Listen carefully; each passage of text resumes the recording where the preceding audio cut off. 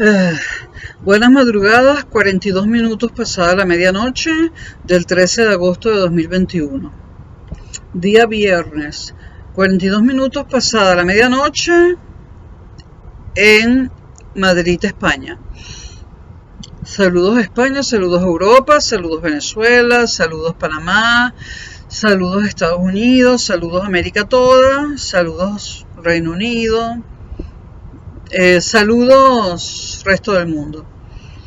Bueno, esta es la tercera entrega de quién es Concha Seijas y por qué graba estos videos, ¿no? Tuve que ir al baño y no me acuerdo dónde quedé. Bueno, sí me acuerdo, ¿no? Bueno, en las últimas elecciones generales, repito, voté por el PSOE. A sabiendas de que formaría gobierno con Unidas Podemos. Eso ya lo comenté en el anterior video y no tengo por qué comentarlo más. Es verdad que el PSOE ya no es lo que era, pero era la única alternativa, la única, por lo menos para mí, y yo creo que para España. Por lo tanto, Concha Seijas sigue siendo socialdemócrata, es decir, socialista, porque a mí me dicen socialista, como si eso fuera ser chavista, ¿no? Socialista. Bueno, sí, soy socialista, versión socialdemócrata, sigo insistiendo, ¿no?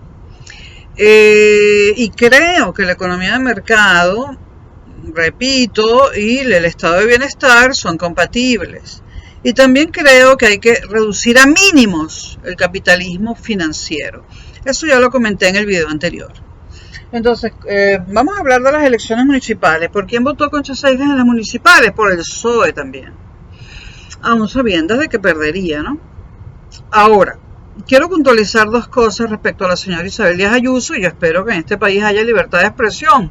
No me lo parece por ciertas cosas que he visto, muchas, pero vamos a darle una oportunidad, ¿no? A la libertad de expresión en España, aunque termine presa, porque todo es posible, ¿no? La señora Isabel Díaz Ayuso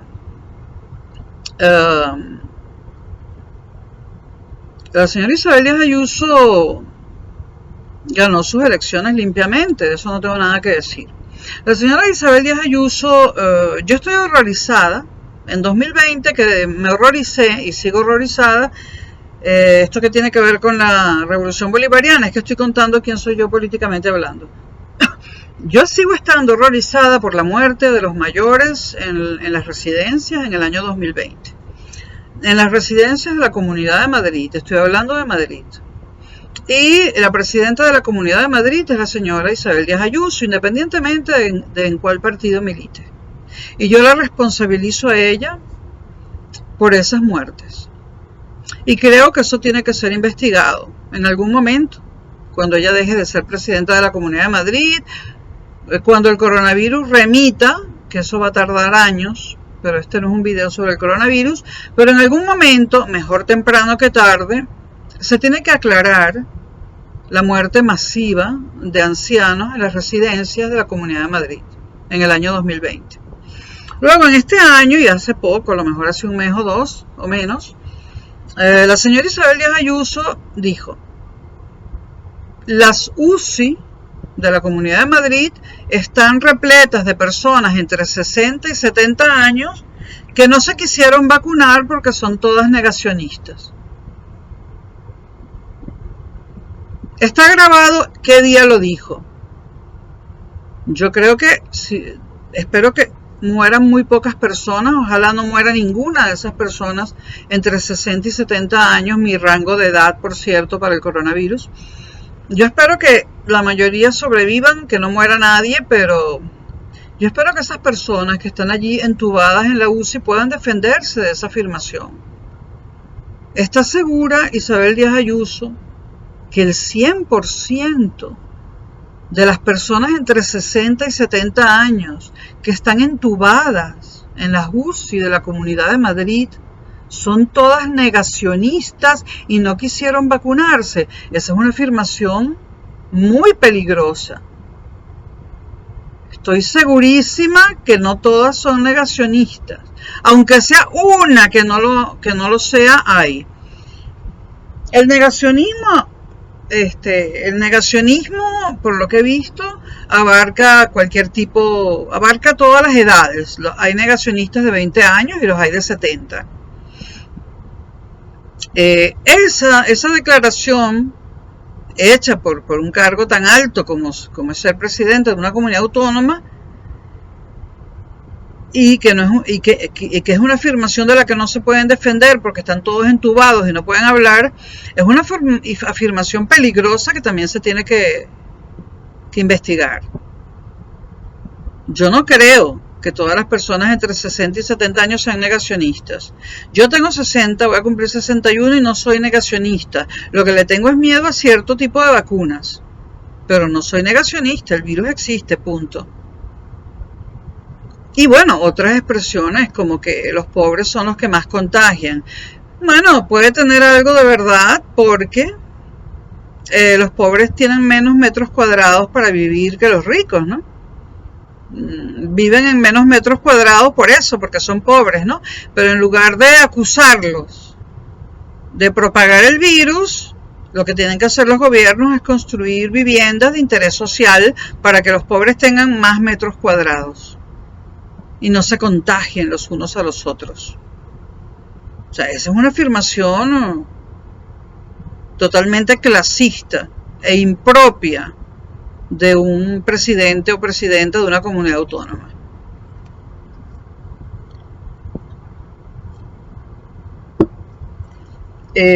También es absolutamente impropio que la segunda vez que ganó Isabel Díaz Ayuso apareciera en el balcón de la Puerta del Sol en Madrid, flanqueada por dos venezolanos, uno Leopoldo López Mendoza y la otra Lilian Tintori, su esposa. Ahora los triunfos de un candidato español se celebran entre venezolanos. Por si acaso no lo saben, el PP, cuando gobernaba Rajoy, ya estaba aquí la familia de Leopoldo López Mendoza, que no es el líder de ninguna oposición venezolana, nadie lo ha nombrado líder de nada. Ya estaba aquí su familia y el PP le regaló la nacionalidad española a toda su familia y convirtieron al papá de Leopoldo López Mendoza, Leopoldo López Gil, en eurodiputado. Revisen las listas de los eurodiputados. España tiene a un venezolano de eurodiputado, porque es que ese señor no es hijo de españoles, ese señor se le dio la nacionalidad supuestamente porque estaba perseguido, no, el perseguido era su hijo, no él. A él no se le molestó jamás ni a su familia.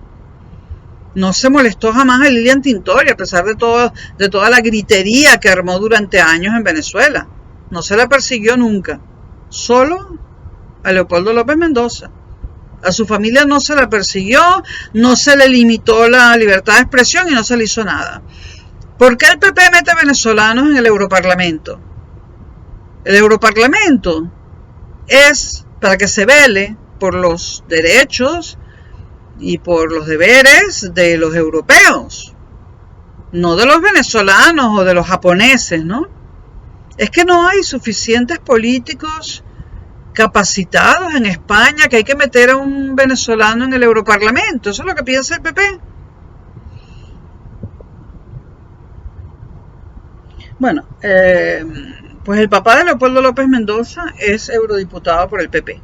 El PP no recibirá mi voto nunca más. Aquello fue una excepción. Y ya expliqué por qué. Bueno, ¿quién soy yo hoy en día? 2021, 13 de agosto. Una socialdemócrata. Es decir, una socialista, versión socialdemócrata. Bueno.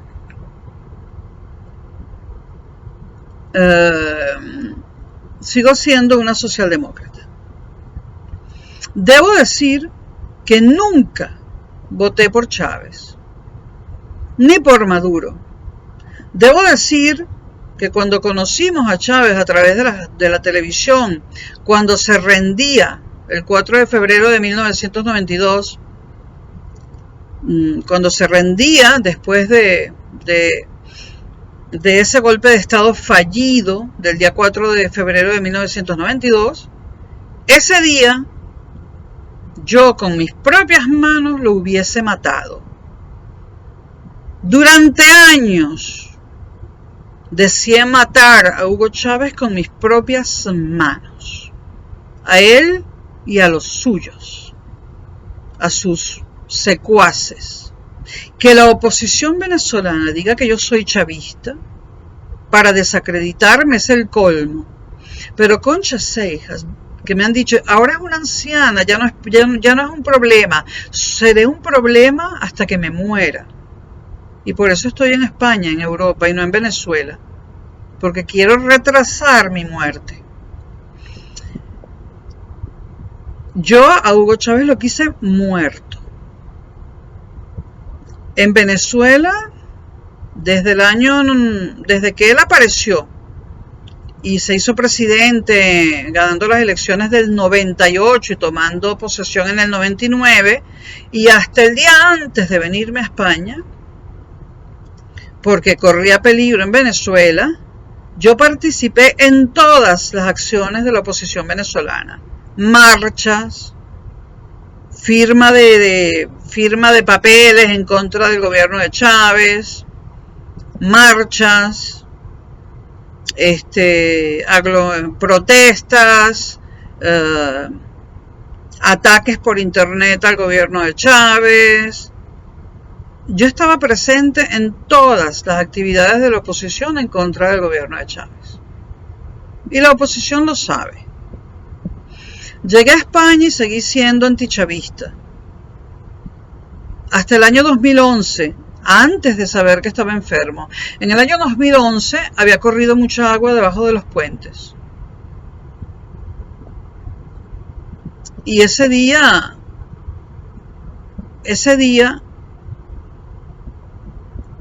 un día de 2011, me di cuenta que mi lucidez estaba, mejor dicho, que mi lucidez no era tal. Y que Chávez tenía razón en muchas cosas. Y que la oposición oficial era el verdadero problema de Venezuela. El día que Chávez dio el golpe de Estado, cuando se rindió, él dijo que lo hacía por la corrupción. En eso le di la razón desde ese mismo día. Pero igual lo quería matar. Igual lo quería muerto. Pero en el argumento de que lo hacía por la corrupción, estuve de acuerdo. En lo demás no. Además, yo no soy amiga de resolver los problemas con golpes de Estado. Si los poderes judiciales de los diferentes países funcionasen y metiesen presos a los corruptos, estaríamos blindados o un poco mejor protegidos contra golpes de Estado. Y esto va para muchos países, para toda Latinoamérica y algún país europeo donde el poder judicial puede que funcione mal o malísimo y que tome las decisiones al revés. Puede que en algún país europeo esté sucediendo eso, ¿no? 1, 2, no sé. Ahora, ¿qué soy yo hoy en día? Pues yo soy una enemiga de la oposición oficial venezolana. ¿Soy chavista? No. Pero soy una enemiga de la oposición oficial venezolana. Por muchísimos motivos que iremos desgranando. Mi ex amiga Vanessa me dijo hace unos meses, hace como 8 meses, ¿no? Hace 10 meses me dijo, uy, tienes muchos enemigos. Desde que rompimos la amistad, estaba hablando con un gentío y tienes muchos enemigos y están en Madrid. En Venezuela no te digo cuántos tienes, pero tienes muchísimos enemigos en España. Y en el mundo entero. Qué mal, ¿no? Lo que pasa, Vanessa, es que yo no soy como tú. No me acuesto con todo el mundo, por ejemplo. Entonces alguna persona puede que me odie porque cuando tenía 20 años no fue el primero, como hay uno por ahí. Hay gente que me odia por mis posiciones políticas, pero yo no soy como tú, Vanessa. Que cuando te conviene eres chavista, cuando te conviene eres opositora, Cuando te conviene eres del PSOE, cuando te conviene eres del PP, y puedes llegar a ser de Podemos o de Vox, a ti todo te da igual, haces lo que te convenga económicamente hablando. Te acuestas con todo el mundo, así que nadie te odia porque no pudo caer en tus brazos. Tú dirás, y me lo dices tú, que eres tan promiscua. Yo me he acostado con mucha gente, pero todas esas personas, pero yo quería, lo que yo he hecho en una cama con todas esas personas, y eso está sobre todo en el pasado, aunque no tan reciente, aunque más o menos reciente, yo no me he acostado con nadie por dinero, Vanessa. Yo me he acostado con la gente porque me ha gustado esa persona y me ha dado la gana. Además, yo digo siempre lo que pienso, no como tú. Y cuando uno dice lo que piensa todo el tiempo, a lo largo de 60 años, 61 casi, te aseguro que te quieren matar, que te quieren quitar del medio. O sea, decir lo que uno piensa y sobre todo decir verdades trae enemigos. Trae muchos enemigos. Pero tengo tantos años, tantas décadas, siendo así, que no voy a cambiar ahora. No tengo, pero sí tengo cosas que perder. La vida. Ahora, ¿por qué no estoy en Venezuela? Porque la vida en Latinoamérica no vale nada. En Venezuela, le hace Latinoamérica, aunque en unos países más, en otros menos. En Venezuela tú eres problemática para algún bando político. Ojo, que en Venezuela no solamente asesinan opositores, también asesinan chavistas. Ellos están mano a mano. Y no sé quién de los dos bandos asesina más. Así que vamos quitando esa mentira, ¿no? Cuando asesinan a un chavista, los medios internacionales callan, no aparece la noticia. Cuando asesinan a un opositor, la noticia aparece hasta en Marte, en Venus, en Saturno. La repiten durante 3 meses seguidos. El telediario de la 1 en el telediario 24 horas español lo dice cada media hora y de cada media hora dedica 20 minutos a esa noticia. Pero si asesinan a un chavista, yo me entero por los contactos que tengo, porque soy venezolana, porque me mandan emails, porque tengo WhatsApp, porque lo veo en las noticias en la red, pero los medios de comunicación callan. Están mano a mano. Los dos matan, los dos bandos matan. ¿Por qué yo me fui de Venezuela? Porque allí la vida no vale nada. Si tú eres molesta para un bando político, económico, o incluso se quiere cometer contra ti una venganza por un asunto personal, pues contratan a cualquiera que sobra, ese tipo de mano de obra sobra en Venezuela. Contratan a cualquiera y te meten un par de tiros y listo, se acabó el problema. Si la cosa es más difícil y se quieren deshacer de ti, pero es más difícil, recurren a los sicarios colombianos, que también te meten un par de tiros, unos 4 o 5 y ya se acaba el problema, ¿no? Ellos tienen su mercado y para eso están, ¿no? Y ahora, si eliminarte físicamente es dificilísimo, y ahora me va a insultar todo el mundo, si eliminarte físicamente es dificilísimo, ¿qué nos sirve contratar a un venezolano cualquiera o a unos sicarios colombianos? Bueno, ¿para qué están los comandos de Israel? Para los casos difíciles, porque en ese país hay una alta tecnología para todo. Ellos tienen tecnología de punta en todas las áreas. Y al que me escucha, que ya me conoce y estudia historia conmigo en la UNED, que se molestó por un video de Adolf Eichmann que yo grabé y que lo quité, por cierto, lo puse privado, a él va a decir que qué cosa está diciendo esta desgraciada. ¿Qué es eso de comandos de Israel? Eso existe. Hay un montón de películas donde se ve cómo actúan los comandos de Israel. Una de ellas, por ejemplo, La Duda, donde actúa Helen Mirren, que es una actriz estupenda, ¿no? Múnich, Es una película donde se ve cómo actúan los comandos de Israel. La duda es otra, ¿no? Y hay muchas. Y bueno, el secuestro de Adolf Eichmann, que ciertamente era un criminal de guerra, pero Argentina le había dado permiso para vivir allí. El secuestro de Adolf Eichmann, o sea, con un comando de Israel que entra ilegalmente a territorio argentino y secuestra a una persona en territorio argentino, la saca de Argentina y le lleva a Israel. Eso pasó y, perdónenme, pero ningún grupo de individuos de ningún país A puede darse el lujo, porque eso está prohibido internacionalmente y es un delito, de entrar clandestinamente al país, a un país B, y secuestrar a una persona que está en el país B y llevársela al país A para hacerle un juicio o para lo que sea.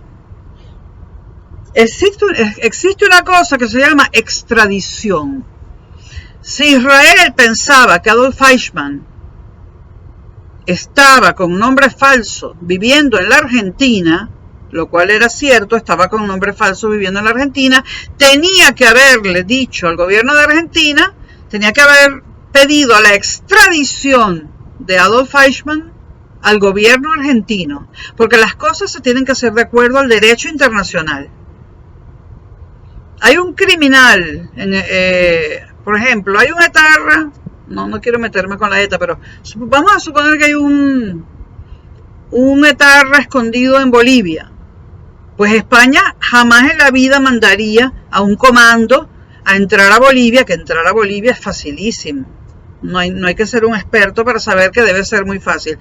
España jamás mandaría a un grupo de militares españoles de élite a entrar subrepticiamente a Bolivia, secuestrar el etarra y traérselo a España. No, España llamaría al gobierno de Bolivia y diría: pido la extradición de fulano de tal. Existe el derecho internacional e Israel se lo salta de 1001 formas distintas. Israel continuamente se salta el derecho internacional. Eso no quiere decir que yo sea pro-Palestina, ni tampoco quiere decir lo contrario. Quiere decir exactamente lo que estoy diciendo. Israel viola continuamente el derecho internacional. Si Israel lo hace, ¿por qué los otros países del mundo no lo podemos hacer?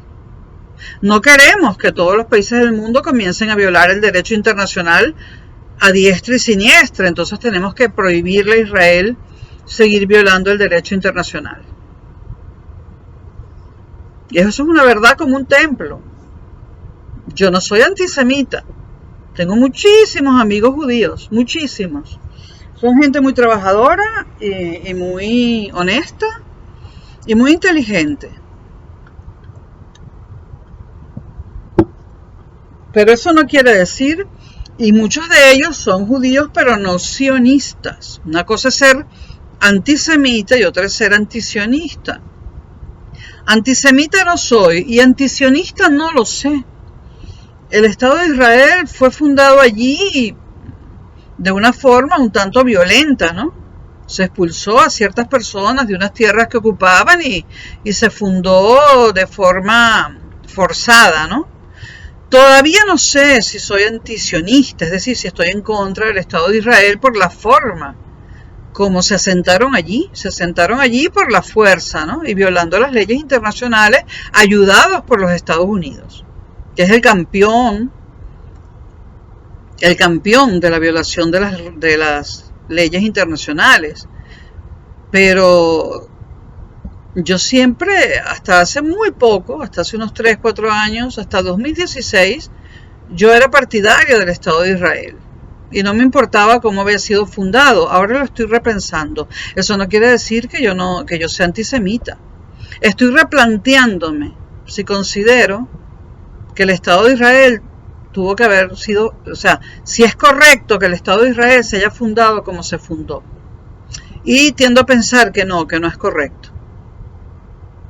Una vez Ahmadinejad, que fue primer ministro de Irán, dijo que el Estado de Israel debería haberse fundado entre territorio alemán y polaco, o sea que Polonia debía dar un espacio y Alemania otro, y en ese circulito de un espacio cedido por Alemania y otro espacio cedido por Polonia, deberían haber fundado el Estado de Israel en lugar de hacerlo donde lo hicieron. No era una locura total de Ahmadinejad decir eso, porque Israel, los judíos habían hecho suya la cultura alemana y la polaca. Habían hecho suyos esos dos idiomas, sobre todo el alemán. Los judíos, la mejor literatura que han escrito, la han escrito en alemán. Kafka, checo, escribió en alemán. Thomas Mann, judío, bueno, escribió en alemán. El austriaco Stefan Zweig escribió en alemán. Entonces, y además, Polonia llegó a ser un gran país precisamente por los judíos que estaban allí. No es del todo una locura que ese fuera un lugar más apropiado para los judíos, porque la cultura judía es muy europea. No sé cómo fue el comienzo, hace milenios, pero actualmente y hace más de 100 años, la cultura judía es muy, muy europea, y quizás Alemania y Polonia podrían haberle dado un rinconcito allí al Estado de Israel, porque sí que se fundó expulsando gente que tenía años en ese territorio con el argumento de que hace 2000 años esto era nuestro. Bueno, entonces pueden venir los italianos y decir: hace 3000 años nosotros ocupábamos esta península, esto es nuestro. Por favor, estupideces no, imbecilidades no. Pero bueno, esto era sobre la revolución bolivariana, ¿no?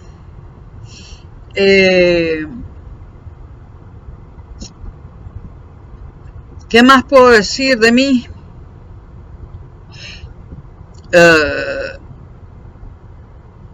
Bueno, respecto al PSOE debo decir que ya no es lo que era, pero siempre tenemos que tener la esperanza de que las cosas mejoren, ¿no? Hay que ser optimista y hay que ayudar a que las cosas mejoren.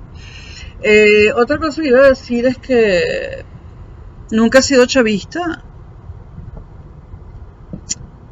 pero en este momento considero que mientras no haya otra oposición, a Venezuela le conviene más a los venezolanos seguir bajo el chavismo que bajo la actual oposición configurada por millonarios, que le quitaría las pocas ayudas sociales que el chavismo en este momento todavía le está dando a los más pobres. Porque ¿quién está dentro de Venezuela? ¿Quién queda allí? Los miserables. Digo la palabra como la usan los sociólogos. ¿Qué es un miserable? Alguien que vive debajo del límite de la pobreza. O sea, el pobre puede cubrir sus necesidades básicas en la raya, pero tiene techo, tiene comida, tiene electricidad, tiene gas. Todo muy justito, pero lo tiene, no ahorra, tiene deudas, ¿no? El miserable no tiene cubiertas sus necesidades básicas, ni siquiera la comida. Entonces, ¿quiénes quedan en Venezuela? Los pobres y los miserables. Y el chavismo, mal que bien, sigue dándoles sus bolsas de comida, que aquí se ríen. Aquí mis amigos dicen: ay, se vende por una bolsita de comida. Qué fácil es decir eso cuando nunca se ha tenido hambre, ¿no? Qué fácil es decir eso cuando nunca se ha tenido hambre. O se venden porque porque vino el gobierno y le puso un techo al rancho, es un techo a la chabola. Qué fácil es decir eso cuando se tiene un piso propio en el barrio de Salamanca. Se lo digo a los venezolanos que viven en el barrio de Salamanca. Qué fácil decir eso cuando se tiene un piso propio en el barrio de Salamanca, o una mansión en La Moraleja y una mansión veraniega en Mallorca, como es el caso de muchos opositores venezolanos. Tienen la mansión de La Moraleja y la mansión de Mallorca para las vacaciones. Y los españoles tienen que saber esto. Tienen que saber esto. Tienen que saber lo que pasa en su país. España tiene derecho a saberlo. El españolito normal de la calle tiene derecho a saber lo que está pasando aquí. Que los ricos venezolanos están comprando España entera. ¿Que eso es malo? Bueno. si hay quienes están vendiéndola, claro, cada quien puede vender su propiedad privada a quien le dé la gana, ¿qué podemos hacer, no? Pero inmiscuirse en política española no, y se están inmiscuyendo.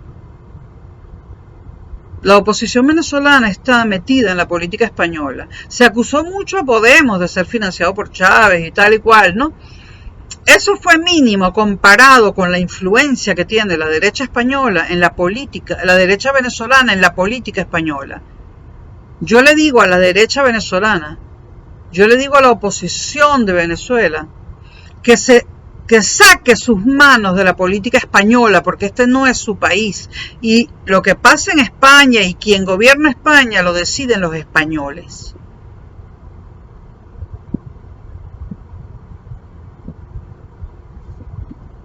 ¿Qué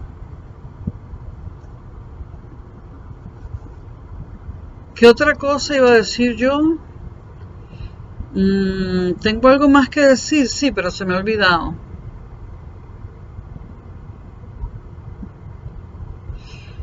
Bueno, señores, no importa.